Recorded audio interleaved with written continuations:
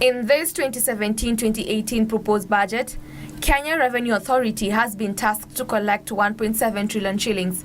But for KRA to meet the set target, widening the tax net and sealing all revenue loopholes will be necessary. The reforms that KRA has undertaken at the moment to implement the iTax project almost fully and very aggressively following up on, for example, things like rental income, the amnesty, which is targeted at having people bring in money back in the country.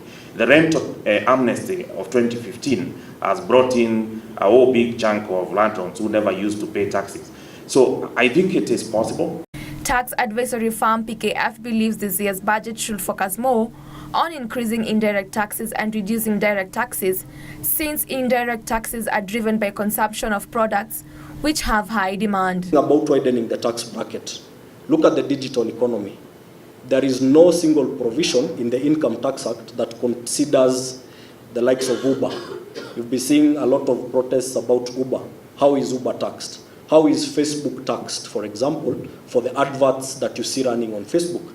And there is a whole, we are talking about tax bracket widening, but there are so many opportunities that legally are not even captured in the income tax. The tax experts feel that tax incentives introduced through the Finance Act 2016 are yet to materialize.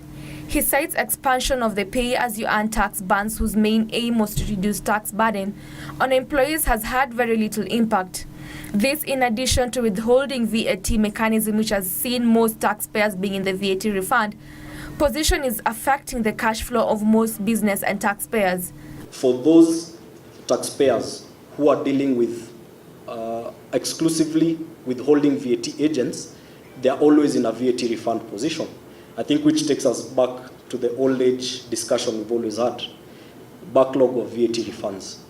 Is this the best way for government to finance if it will still result in a backlog of VAT? He says additional taxes on betting and gaming are punitive to the growth of the industry and that the government should consider suspending some of the levies. But then the question is heavy taxation always the measure to get more revenue? I don't think so. PKF further called for removal of excise duty on essential items such as water, juices and financial services to lessen the cost of living.